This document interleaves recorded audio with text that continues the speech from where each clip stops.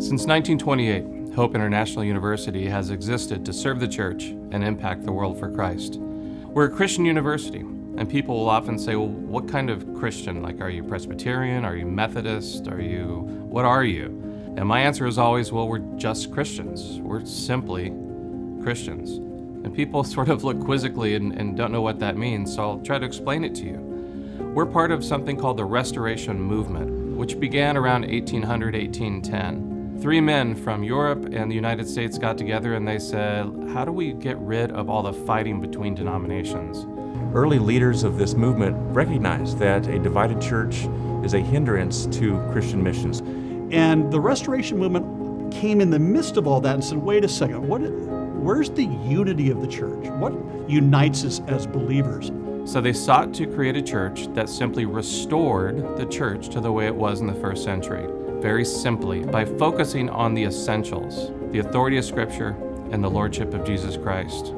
Let's have no creed but Christ, no book but the Bible. Let's go back to the basics of New Testament Christianity, thus the Restoration Movement, to restore New Testament Christianity. Obviously, it has to be updated in the sense that we live in the 21st century. But the principles that were true in the first century church are principles that can be lived out today. So how are we going to unify the church? We're going to unify the church by restoring the essentials of the gospel as revealed in the New Testament. This was the vision that our founding fathers and mothers had about our movement. They emphasized the universality of the church. They emphasized the simple gospel, the simple confession of faith that Jesus is Lord. And they emphasized biblical practices like baptism, the Lord's Supper, as means by which Christians might find unity with each other. Well, sometimes it has been called the New Reformation, other times the Stone Campbell movement, named after Barton W. Stone and Thomas and Alexander Campbell. We rejected the use of human names with which to identify ourselves. So we didn't call ourselves Lutherans, we didn't call ourselves Methodists, we didn't call ourselves Presbyterians. What names did we take on?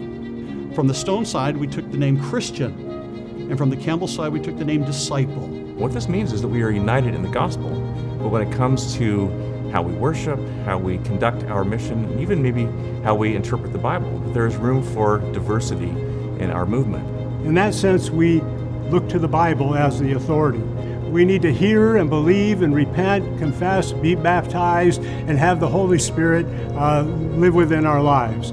The continuing challenge for us today is how do we know our past, recognize our past, and still be relevant in the 21st century? We believe that where the Bible speaks, we should speak. And where the Bible is silent, we try to remain silent. I'm so excited that you're learning more about Hope International and more about the Restoration Movement.